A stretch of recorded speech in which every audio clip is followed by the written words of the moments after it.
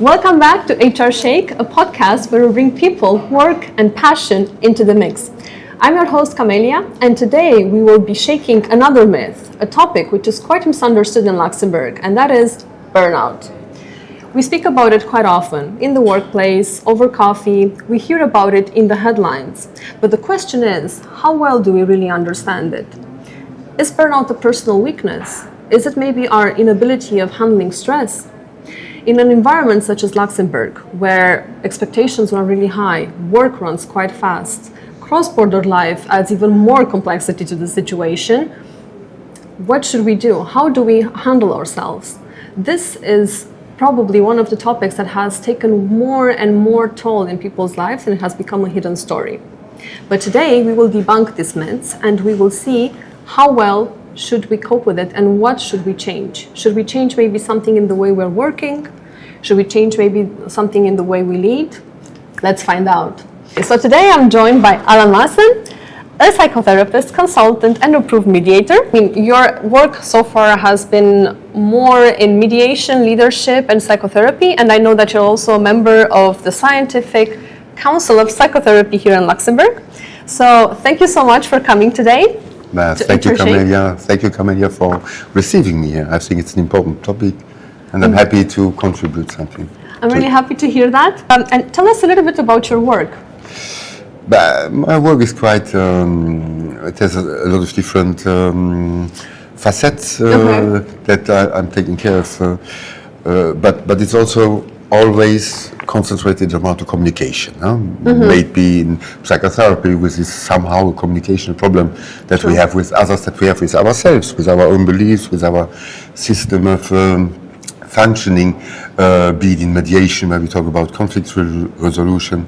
I'm doing a lot of trainings as well, normally centered around this, consultancy jobs, restructuring, let's say communicational audits, social audits, and so of course I have the big advantage to be able to do something different. I would not say every day, but very often. That's wonderful. That's quite a nice job to have. I mean, yes, I imagine it brings a lot of a sense of accomplishment as well. Absolutely, I would not change it, even if it's very often centered around problems and difficulties. But it's important for me to bring another view on it, because a problem is only what you define as a problem. True. If you reframe, if you see it in a different way, that can be a resource. That's always true. That's always true.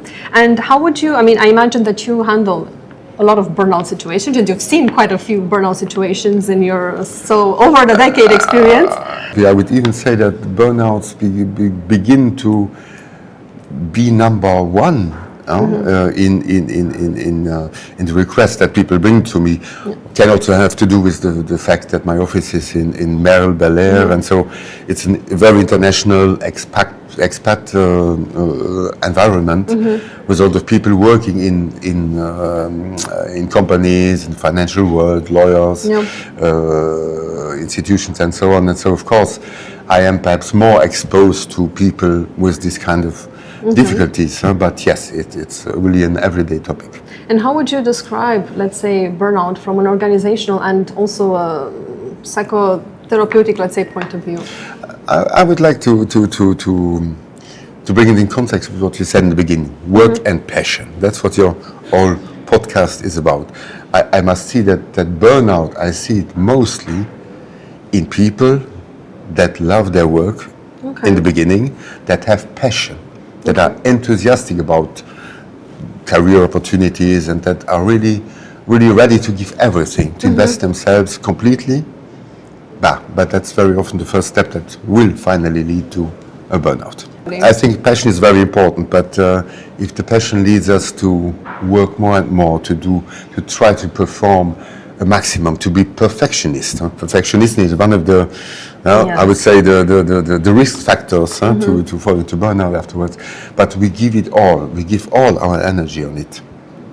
And then what happens in the company is, of course, if you perform well, they give you more and more. The expectations become even more and more higher, so working times don't count. We see all the time people here that work 50, 60 or more hours, that even on the weekend they open their laptops every evening at 10 o'clock, they go still on the laptop just to do better and better and better. I've been there, I know the feeling. So exactly, and this is of course, all these are already warning signals, we can perhaps come back to it later on, but which will at the end just be the ground material on which a burnout can later on pop up. Okay, that's good to understand, at least to have a little bit of an idea. I mean, of course, when you are very involved and very passionate about your work, you don't see it coming. You don't see the warning signs. Yes, of course, completely. You don't identify totally with it. You are much less at risk to let it take over your life, to let it take over your mental health, to let it take over your or produce physical consequences and so on. So we should have like some healthy boundaries perhaps to set in from the beginning. I think it's something that's very important, but it's difficult for young people that just start to work or that get a good job in a big company where, let's say, the culture is built up in a way that burnouts are nearly inevitable. And that's something I think, when you talk to me, is it a weakness? Is burnout the weakness of the person that falls into burnout? No, it's not the weakness of that person. It's the system, the person and the employer, that both don't have the boundaries that are needed, that both don't put in place the indicators that are necessary to prevent, to protect both sides from it. Because the employer at the end, burning an employee over years, and afterwards he's in sick leave, or and he can never perform at the same level again, eventually have to change the employer, etc. At the end, the employer as well doesn't benefit from it. That's exactly, because you actually brought us to our first myth, which was a good one. So basically, burnout is just not being able, to handle stress, or it's a personal weakness. So you said that's not true. I think it's not a personal weakness. Of course, it's the way burnout is defined. It's an incapacity to handle the manage to work related stress. But it's not because I am not able to manage the stress that I fall in burnout. It's really a systematic failure that has to do with both sides of the partnership, let's say, between the employer and the employee. The more stress is very beneficial as well. Yes. We need stress. Yes. Some people, they perform best when they're under stress.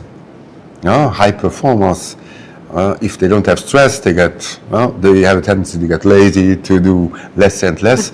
So we need the stress because it puts us in a state of alert where concentration is at the maximum, and it helps us to produce a desired outcome in a short time frame. So it's very important. But if these periods of stress fall from one in the next, because I have 100 missions or 100 mails to write every day, and there's not a moment where I can retreat, where I can take my time. Yeah. Of course, it gets shut an accumulation of stress, and then it transforms into something negative. Definitely, and this is also something that I wanted to mention because, yes, stress, I mean, it kind of motivates us, right, to do our job. It is, it's good when you're motivated, you're focused, okay, you need to deliver this until XY date. And yes, your cortisol levels are rising a little bit, but it's a short-term period. That should be ideally. But then when we talk about burnout, that's a completely different story. And also, as what we were mentioning at the beginning about weakness, people actually, there are people who blame themselves for allowing themselves to get into this or to feel this type of burnout. I can tell you that I would say 80% of the people that come for burnout to see me, they blame first themselves. They tell me, I worked 70 hours a week and I worked all the time. I didn't take my days off. I performed well. I had good bonuses and this and on. And now I am not able anymore. I am breaking down. I'm not able to concentrate. I have a complete brain fog. I cannot sleep anymore. I have anxiety issues and so on and so on. So people have this tendency first to blame themselves. And so they are ashamed Yeah, because they came there to start a big career, and after 2-3 years they realize, because that's sometimes it just needs a few years. Yeah? It doesn't need 10 or 20 years. Sure. So and then they blame themselves that finally they are not good enough. They are not capable. They don't come up to the level of expectations that were put in them, and that makes them fall in this, I would say, last step of the burnout, these depressive symptoms, why they put themselves in questions, and they are, I would say, nearly closed off to realize what are the small steps they could change to make it better, to prevent a further downfall. That's exactly where I wanted to reach. What do you tell them usually when they come to you and say, I just, I blame myself for allowing me to get to fall into this state? I think the very first part is really the recognizing that you are in this situation, recognizing that in this context, with what you have to do and with your way of performing, at the end you build up the seed where the burnout is nearly inevitable. Okay. And so you have to come to this first step as well. Yeah, because there's always first they blame themselves. Yep. Others, or in the second step, then they blame the employer.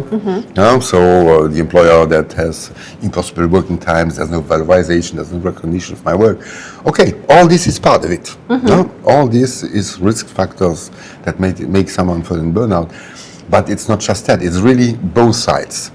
And this recognition that it's the system between me and my workplace that is not functioning together. Or eventually a toxic environment with a lot of sharks, because each one wants to let's say, push his career above the career of all the other, and so. Which is quite a common. And then we get in a complex situation where finally, it's there's not a lot of escape from it.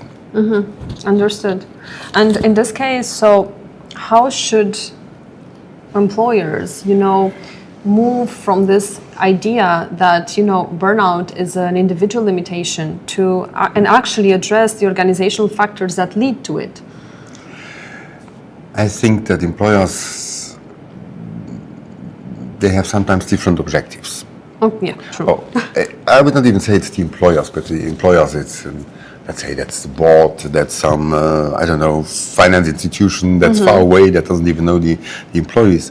But it's, of course, you have a whole scale of managers in between. You have an N+1, +2, +3, +5, whatever. And so somewhere, all these people in between, they have their own career at risk. So they have to perform as well, at a high level to progress. To get their bonuses, and so it's like it's just like a waterfall. It falls down from the top, and I think it's on each of these levels that it has to be more clear that to be the most productive, not in the short term, not on 6 months, a year, 2 years, but in the long term, you need a certain fidelization of employees, and it's very important that the well-being is put in place, because at the end, in the long term, an employee that is feeling well, that is motivated, that is valorized, that has the right, I would say, help, support around him when it's needed, and where it's recognized as well that he can feel weak or in a very complicated situation. I think that's the kind of stuff that should be the new culture or the future culture, and I'm sure we will come to that point at one moment. But as long as, of course, the profits and the numbers and the results at the end of the fiscal year, they are in the first place, yes, an employee in burnout doesn't produce the same numbers. He has more trouble. It's more difficult for him to invoice 120% of his working time. That's true. Yeah. And do you think there are any systems that can help prevent stress still in the workplace, from, or at least to escalate it to burnout? But I think already what I see very often is that the N pluses, the managers above the people, they don't have themselves the time, because as I say, they're all it's just not the simple employee that has the problem, but it's also his managers and the leaders above. And so so there should be a general understanding of this, and there should be time as well that you take to talk with the people that work for you, with your team. How do they feel? Not just did they finish this mission, or how long they took to write, I don't know, a document or a financial review. So it's very important that there's space for the interhuman communication. Yeah? How do you feel? How do you feel? What do you need from me as well? Yeah? What is taking you too much time? What is perhaps a topic that you have to work on where you don't feel comfortable with it? How can we address these issues? So this interest for the work and the daily 8, 10, 12 hours day for the person that works, let's say, underneath you, that is so important. It is. And if this can be done on every level, I think we could progress a lot. It's the whole approach, the whole culture of the enterprise, who should not be focused on producing till people are burned out, and then we replace them, because there are new ones that come with new energy, with new enthusiasm.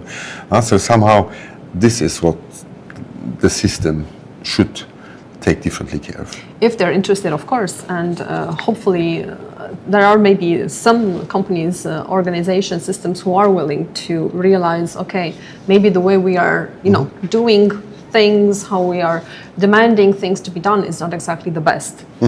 But still, it's a starting point to at least admit that. Absolutely. That's a good point. It's a starting point to admit that the burnout problematic, if you call it like this, is a problem for each partner of this whole system. As well for the board, also for all the how do you call it, the different level of managers or directors, whatever. Yes, the whole pyramid till the simple employee. It's a common problem. Yeah, indeed. And it has to be attacked in a common way. As long as you push it, it's the fault of the manager because he's just giving more and more work and he has no time for me. Or if you put it on the employee, you were able to work 70 hours and now you make only errors in your last reports. I have to redo it all. It's as long as it's like in a couple at the end. If you're in a couple where each one just puts the fault on the other, chances are not very high that the couple will succeed. When you see we have a common problem in our communication, our way of behaving or whatever, and our way of expecting a maximum from the other. If we don't see this as a common problem, we will stay in the situation. That's true. That's a good point. Like I said, acknowledging first, I think, should be the best step forward, as in every also that you were mentioning during the psychotherapy sessions. And then let's say we stopped, seeing burnout as a personal failure. But then there's another issue coming, because we talked about management, we talked about leadership. Yes. The second myth that I hear about it quite often is that burnout only affects employees but not management. It's a myth. No, I would even say that I see more people in management positions, team leaders that are in burnout, than people that are, let's say, at the end of the scale and just do their work. So because and that's also what's sometimes misunderstood, because people think, the manager is never there, he has no time, and so on. But as I said before, he has the same pressure from above. He has to perform, and he's overwhelmed, and he has more responsibilities, and his career is perhaps even higher stakes, and so on. So I see really a lot of managers, a lot of leaders, and that can go till the CEO, and even in Luxembourg in public institutions, not just, I would even say in public institutions in Luxembourg or governmental level, where people always think, that's cool job, you will go there 7 hours, you drop your pen and then you go home. But no, especially in these context, it's the leaders, the team managers, it's the responsible of the services, of the departments. They are the ones that have to make it all work, and that's very often the first one to fall into burnout. Oh wow, okay. So first the management falls, usually they're more prone to that. At least in certain contexts, yes, Okay. Absolutely. interesting. That I did not know. I mean, it makes sense because indeed, because of the complexity of their tasks, their high visibility, and everything that they are going through, I imagine that it's not easy. And in this case, how should companies acknowledge the fact that burnout is not a myth amongst leadership? How should they protect, or would they protect their teams and their management to prevent it? But I think one part, except acknowledging it, recognizing it, and it's really bringing the communication to it. It's talking about it. Because that's something that's really missing, no? Yes.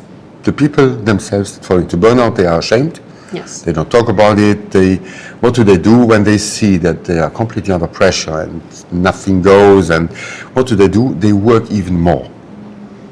Because they're not so efficient anymore. Instead of needing, 3 days to make a document, they suddenly realize that in 3 days they are not able to do it anymore. There are too many errors, so they have to go over it and over it again. And so they will secretly work on the weekend, even without, let's say, without pay. So they spend their free times, they make overtime, just to be able to get the mission done. But they don't say it necessarily. Or they sometimes say it, but the manager doesn't care. He just says there's a deadline, you have to deliver it for Friday evening, that's it, or Monday morning latest. Okay, so you work on the weekend. And the whole topic is just, as you said in the beginning, there's a lot of silence about it. There's a lot of, it's something we cannot talk about it because we feel ashamed, because the other will see us as weak, because when we talk about it, we are afraid for our career, that we are at that point with 29, even if we imagine ourselves already, at a very high position, senior partner position in a few years and so on.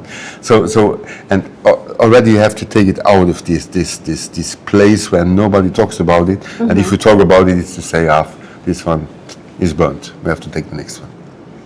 Which is wrong. Absolutely. Definitely. Absolutely. At least from a humanistic approach, it's completely wrong. If you don't see, we will soon have robots that can do a lot of work, and we have AI. Perhaps those you can, if you have enough energy to fuel them, of course, you can put them to work 24/24, and they will probably have the same capacity and the same output. But we are human beings. We are something different. We have emotions. We have a private life as well. We do. People as well can be very performant at work, but because of their private situation that they go through, they have suddenly kids, they have to take care of them. There can be difficulties in their relationship. So there's so much stress taking them, and if at the workplace there's no possibility to modulate it, but there's a moment it gets simply too much. Yeah. And for that as well, sometimes it's said, okay, but companies have nothing to do with the private life of the people. And that's true in some way. In a certain, but still, you have to acknowledge that the employee can have trouble in his private life. For sure. As the manager can have trouble in his private life. Definitely. Even the CEO can have trouble in the... Yeah.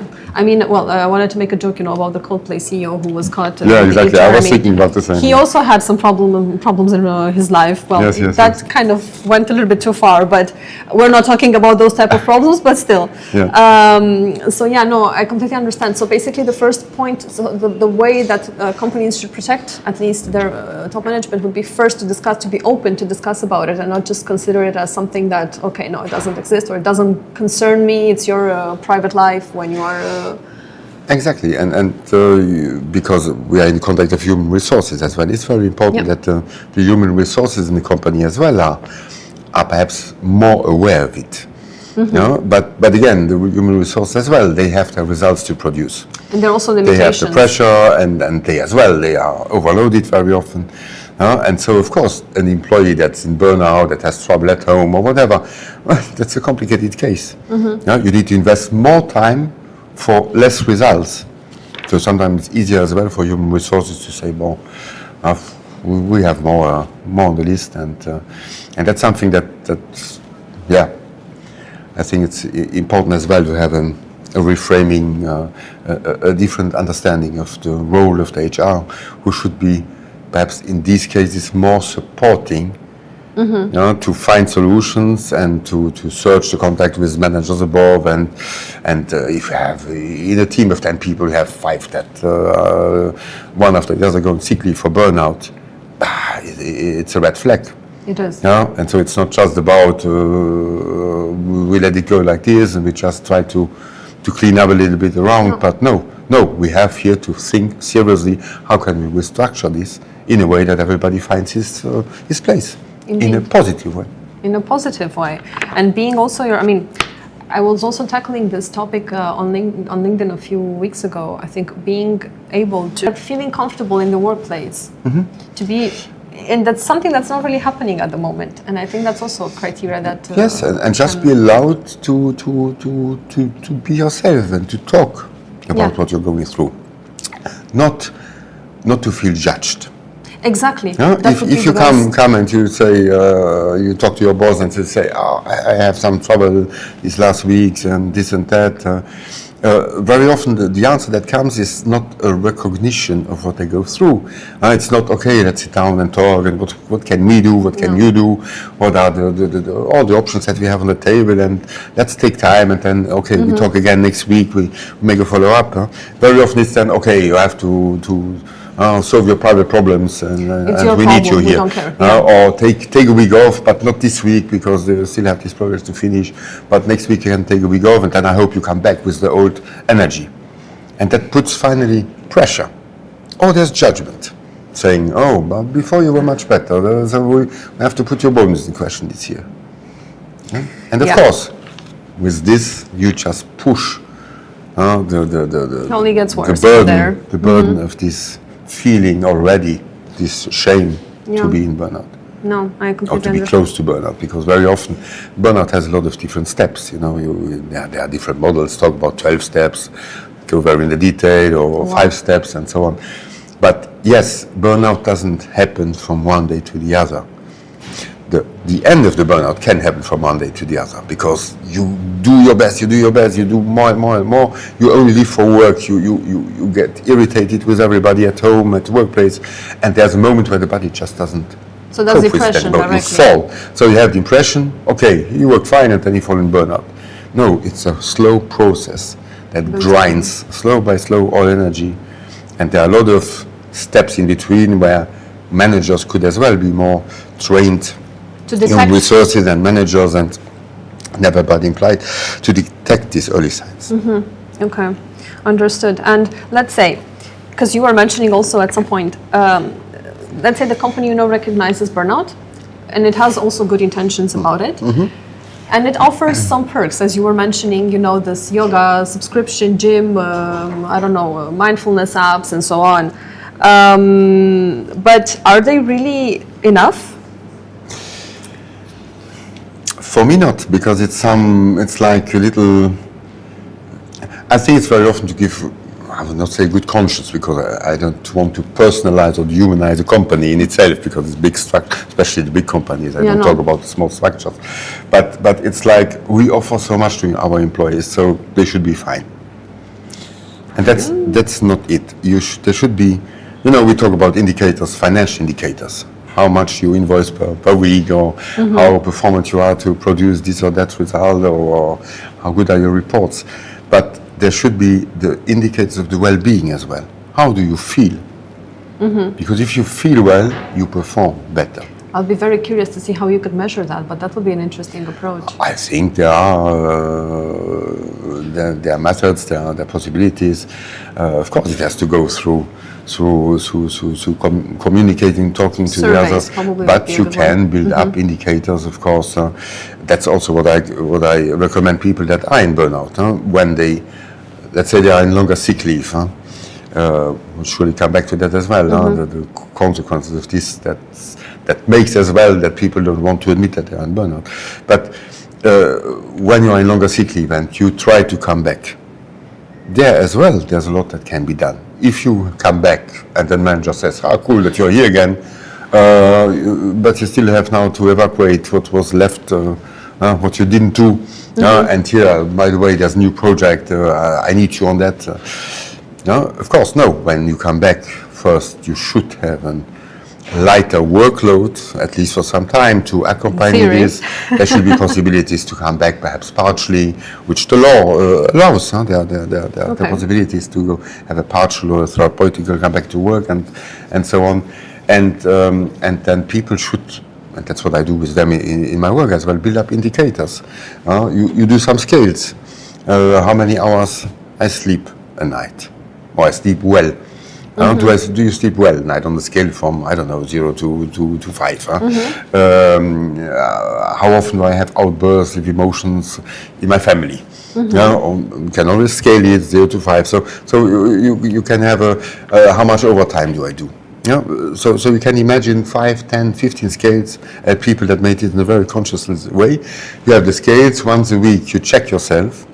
Okay, on this scale I'm at that, and then of course over the weeks you see how the whole situation is stable in the best case, because you could have a good understanding with your employer, and you could find some adjusting in the system, or you see that okay, I'm back now, and I see again from week to week my auto-evaluation, which could be a common evaluation from between the manager and the employer. That's a good point, yeah. So when you see it goes down, okay, then you have to see where we have to adjust. Is it over hours? Is it I don't know, the putting too much of your private energy in it? Is it not having time for your kids that makes you irritated as well? And so if you have clear indicators, you build up a system, and that's I work with a few institutions, companies where we try to build up a system of indicators that can be checked by the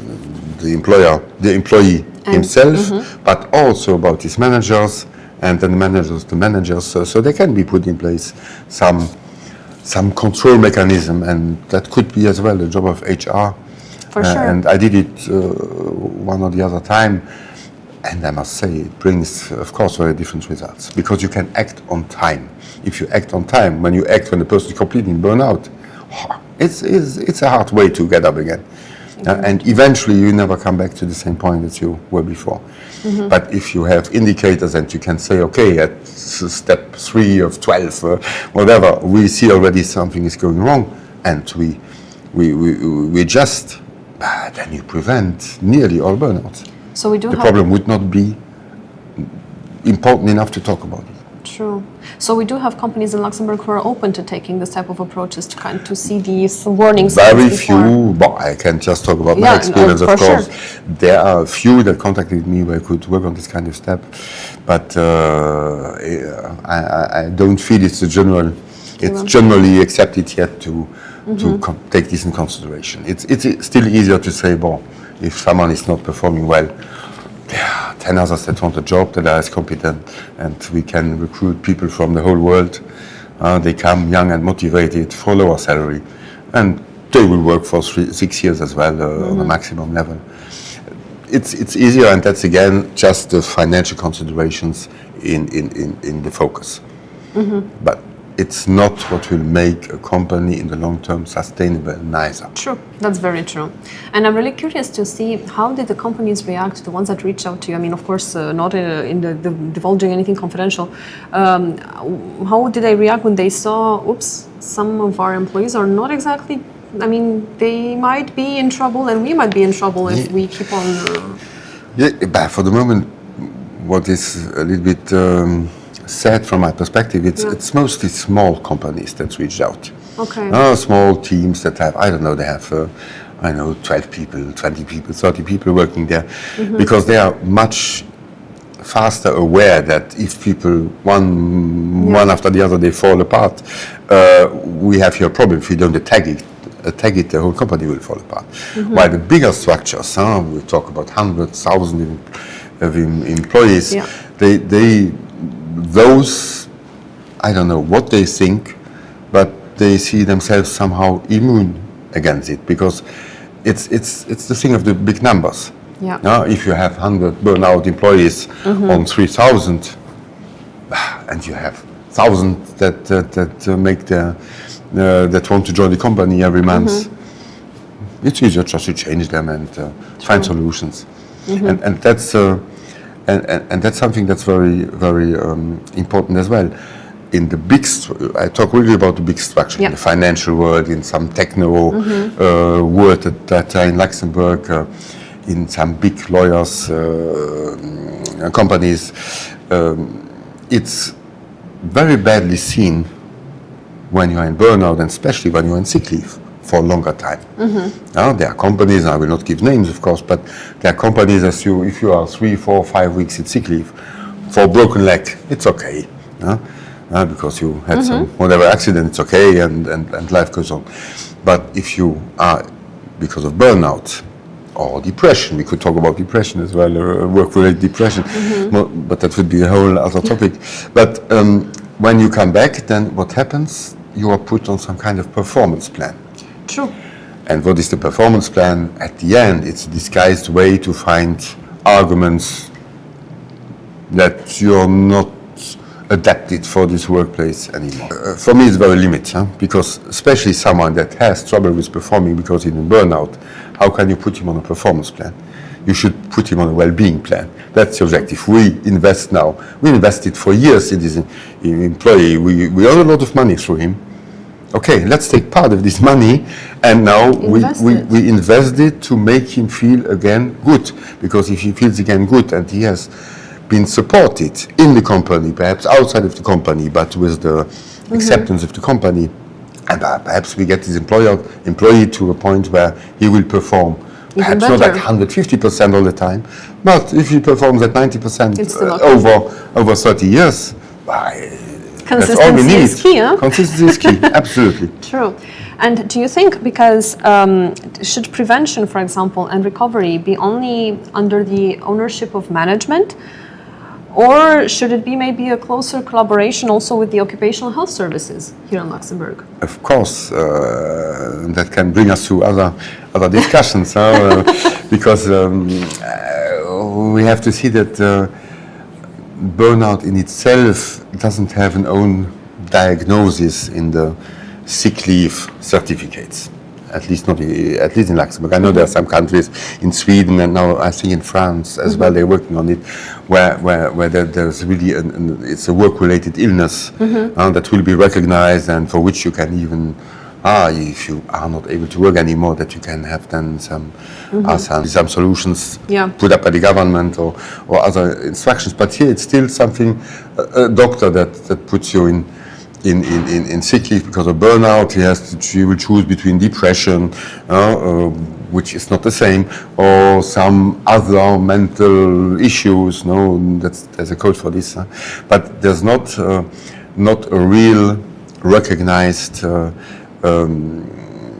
category for this, and that makes it more complicated. And so you have some doctors, occupational doctors. They are very, let's say, medical orientated, perhaps less open, less informed as well. I think it's very often about their training that they had.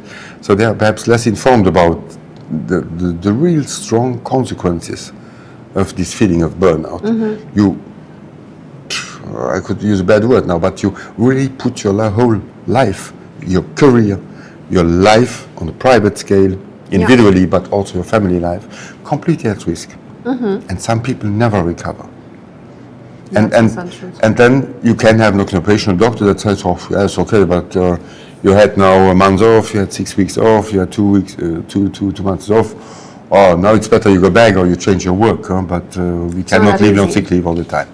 And I agree, you cannot just say, oh, he stays on sick leave now forever, because yes, you have to find solutions.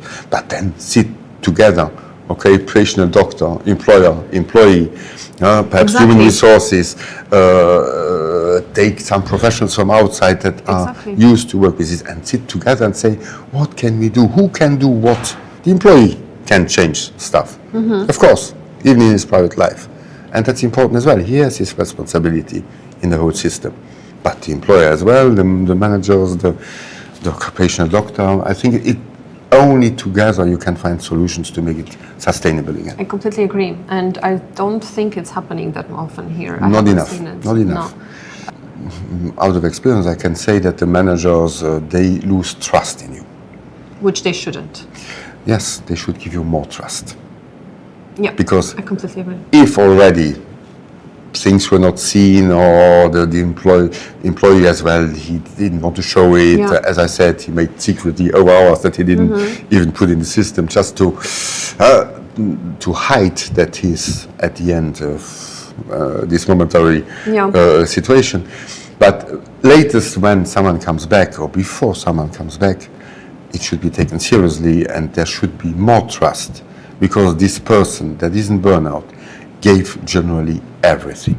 Exactly. He invested all his time. He was home on Sunday morning, the kids running around him. He is irritated with the kids. He yells on them because he's just thinking about work and how he can do this work better. They are very loyal employees in general. They're very loyal, but they think about work in their private time. Everything turns around this, which is one of the phases to fall into burnout. And so they should have more trust from their superiors. Agree. Yes. They should have more trust. They should be seen as people that offered everything for a job. Yeah. Normally for a job you give X hours of your time and a certain percentage of your energy. But these people gave, at the end, they gave all for it. True. And nothing was left Very for themselves. Nothing was left for their families, for their kids. Yeah, it is a sad truth, but I think indeed, as you were saying, everything starts from an honest communication between all parties involved, and I think that should be done more as well. The occupational doctor, I don't know, the psychologist who's being assigned to whoever representing, let's say, the state in terms of medical services and so on, should be directly involved when someone goes through something like this, because it's not easy, and as you said, in some cases it's not easy to even recover from. How should companies put into place this type of practice into making people feeling more safe to communicate? The thing is, the topic of the burnout is a general topic nowadays. Yeah. So of course a lot of companies, they will organize a little training about burnout, or a little conference, or they will say, but that's very often punctual events. Yeah. So we have done our That's job. it. We just market. For this year, we had this afternoon. We had video conference of 2 hours about burnout. We had 300 people that were more or less locked in, or at least officially they were locked in. Doesn't mean they really listened.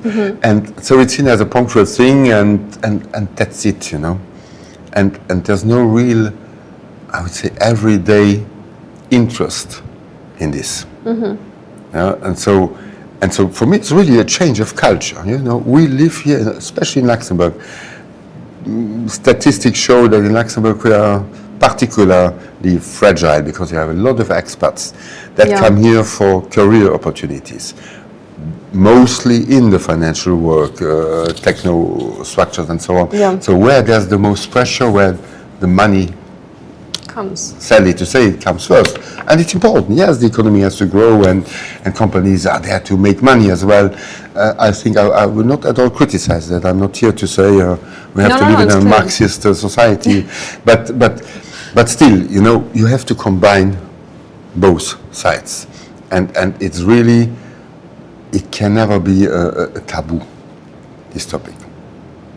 And that's how it is perceived nowadays. That is the problem. Yes, and that's why I invite again companies, as a few rare have done it. Companies should contact an expert in its field to say, okay, let's talk about it. Let's build up something. Let's make a project that's sustainable, not just an afternoon on a Friday before the vacations. No, let's do something sustainable where we can change our culture, our way of seeing things, so that the people that work for us, they can dare to talk about it. They are ready to see what they can change, because they have the responsibility. But we as employers, we have also a very big responsibility. And how can we all together create a system where this can be taken on in a constructive way? And HR should also be involved, I imagine. And because, HR should be involved. I think HR is the central piece in between. Yeah. But so it's the same in conflict resolution. We have this as well. When I made some mediation intervention in companies, very often HR people tell me, oh, but we are all mediators. We do conflict resolution every day. But yes, but they are not neutral in it. And it's important perhaps that sometimes companies, they say, okay, we take an outside expert, we will work something out, we will take, if it takes 3 months, 6 months is a year, it's not important. It's not a question of it has to be done tomorrow, but at least you have to build up something that's adapted to your company, to your type of employees, and that is sustainable in the long term. I think there's also this realization that if I invested years with good salaries or whatever in an employee that falls in burnout, and afterwards I will just change him because I don't trust him anymore, and I don't believe he can come up to the same level. But it's finally years that I invested in a person. For what then? For what?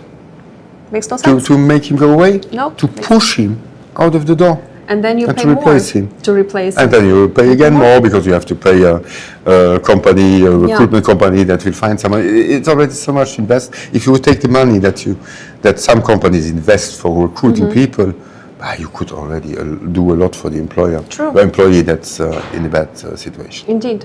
Yeah. And as we're talking about burnout, let's see also what happens after burnout. You go on sick leave. You know, you are an employee. You go through the burnout stages. You need some time off. You take sick leave, and there is this common misconception where you say, "Yeah, if I get medical leave, when I come back, I'm fine. I'll be fine. I'll get back to my tasks. Everything will be good." Is it? It's not. No, it's again a myth that has to be debunked because of what happens. Okay, it's seen as an exhaustion. Yes. Physically and mentally, for those who believe that the mental is a part of the constitution of a human. But so it's seen as an exhaustion. What do you need when you're exhausted? When you didn't sleep enough? Then on the weekend you have to sleep more. So it's like I recuperate, I'm off for 3-4 weeks, and then everything is fine. It's the employees that think that, and it's a lot of employers that think that. But that's not it, because it's such a deep, I would say, incision in someone's well-being, that we could talk about the pleasure. People that are in burnout, they don't have any pleasure for anything anymore. The system actually in Luxembourg, in the sense that when you're in medical leave, you cannot leave the house except from 2 to 5 and from 10 to 12 in the morning, something like this. And so, of course, the people, what they really would need is to go out, be in the nature, see their friends, be with their family, have some pleasure again, laughter around a glass of wine. And this is not possible in the actual political, legislative situation that we have. And so you have to imagine someone that had to stop work because he's completely exhausted, he cannot concentrate anymore, he cannot do anything anymore, he's unable to function.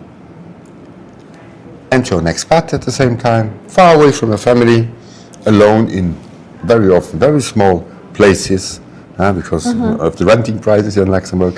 So you isolate it in 15 or 20 or 25 square meters, alone. You cannot go out, not too much at least, or not when the other people are available. And you're just there with your thoughts about how you were not able to perform, how you put all your career in jeopardy, and so on and so on. So finally, during this period of planned recuperation, the mental part goes on, and you're spiraling more and more down. And so you can have people that are already in sick leave for 4 weeks, 6 weeks, 2 months, but finally, mentally, they are even lower than they were the day before sick leave. Very often people only come to consult me after a month, 2 months, and then we start the whole work to find pleasure again in daily life. But it's not easy to have pleasure in daily life when you're alone in an apartment and you're not allowed to go out and see people or just move through the sun or the rain or whatever, or go to see concert, or you cannot go and see your family the whole summer. You're blocked in your apartment instead of going to see your family like you did the summers before. So it's all these contexts where our politics as well extremely requested to make some change. all this context finally makes that this time off is not used in the way to reduce the symptoms and the complexity and the difficulties of this burnout situation. So the recuperation time is worth nothing when there's not a lot of other stuff that's put in place. That's a really good point, and thank you so much for offering all of your insights today. When we look at these 5 myths, there's a lot of things that become clear, right? So burnout is not being weak, it's not being only just prone to stress and that's it. It's about systems, expectations. It's about how management works and how the culture of the company is.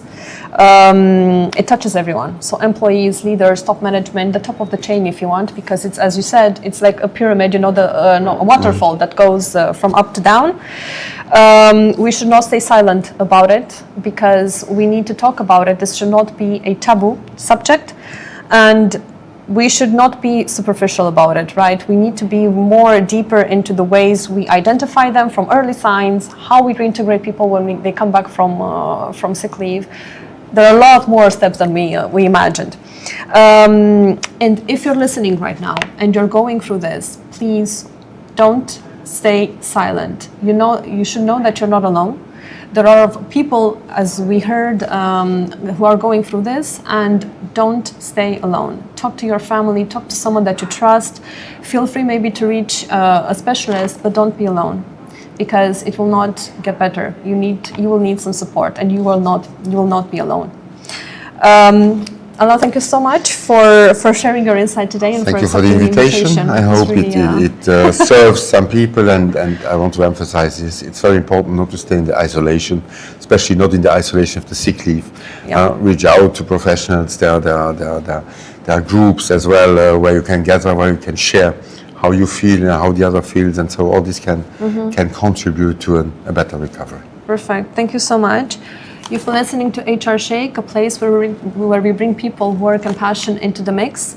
Feel free to listen to us on Spotify, on LinkedIn, and don't forget that we will have soon a new episode coming out, so don't miss it. And yeah, thank you so much for listening. And take care of yourself. And don't forget, burnout, it's not a sign of weakness, it's a signal for change. But the question is, how willing are we to make that change?